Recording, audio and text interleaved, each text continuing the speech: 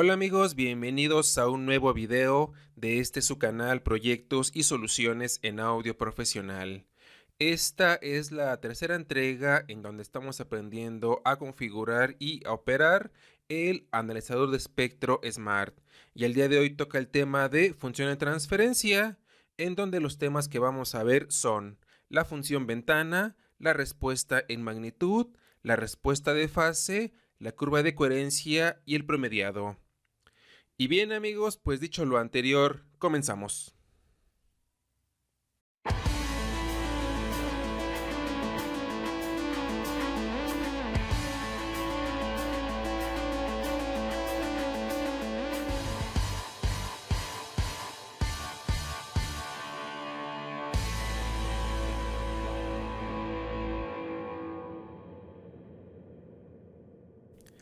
Bien, empecemos por saber qué es la función de transferencia. Ya en los videos anteriores aprendimos lo que es la medición de análisis en tiempo real o de canal sencillo, y cuyo montaje para esta práctica únicamente considera un canal de medición, en este caso la señal que proviene del micrófono. En videos anteriores hemos hecho algunas demostraciones matemáticas en las cuales hemos denostado a la función de transferencia como y de j omega igual al cociente de la función de salida entre la función de entrada.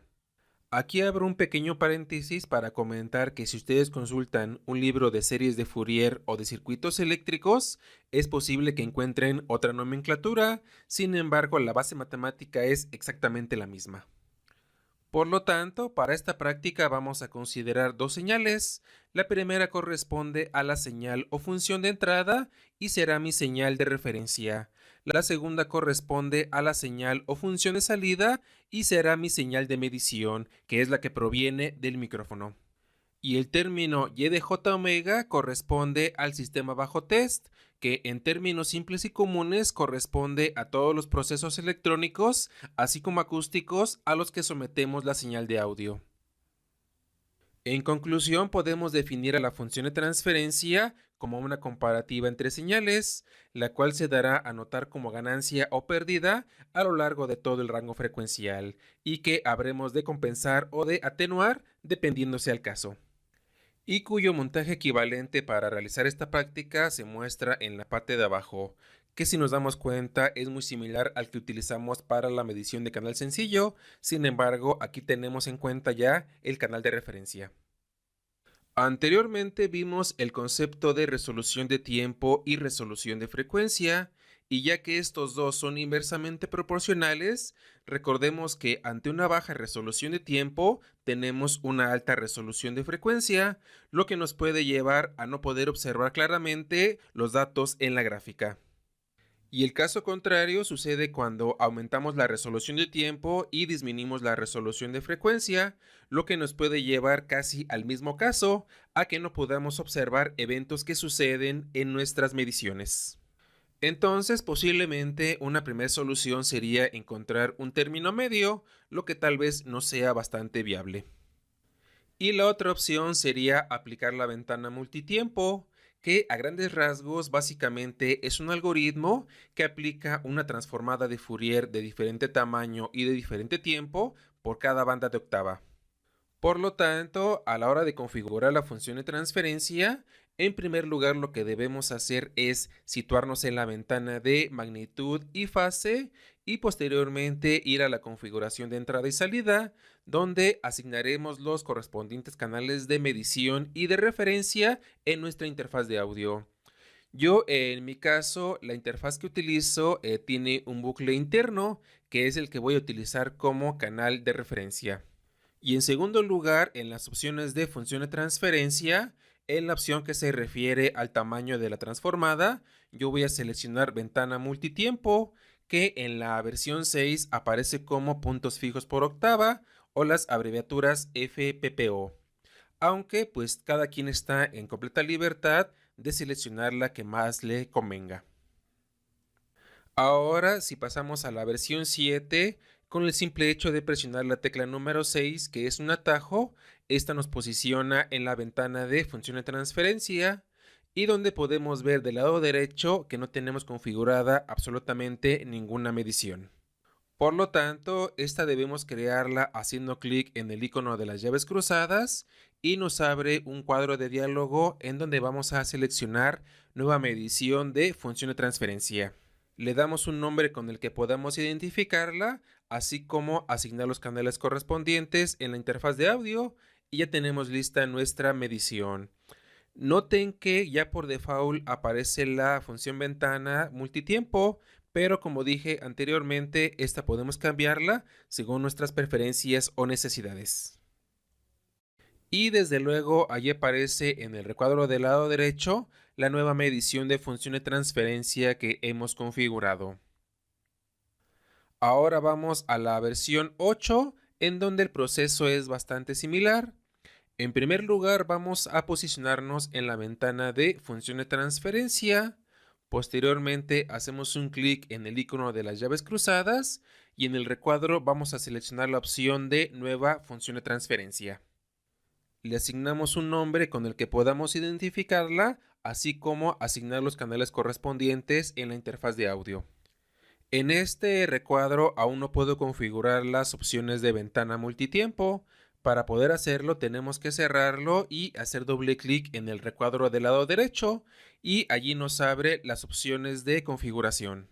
Y en donde por ahora la única que me interesa es la opción de ventana multitiempo, que ya aparece por default. Bien, y pues ya que estamos aquí en la versión 8, vamos a proceder a hacer la demostración.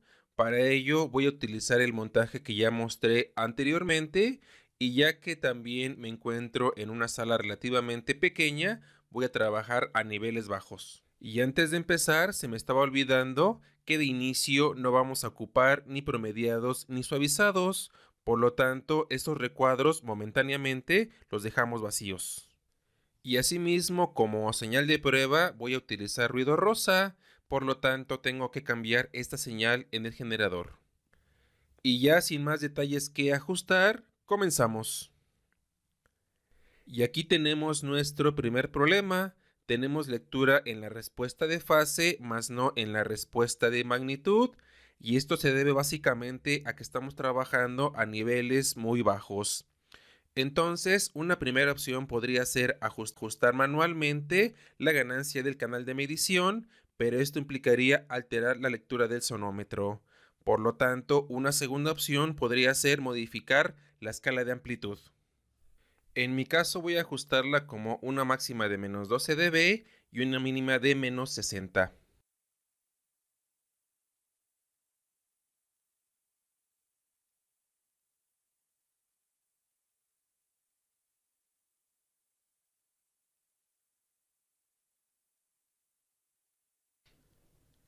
Y ahora sí tenemos lectura tanto en la respuesta de magnitud como en la respuesta de fase.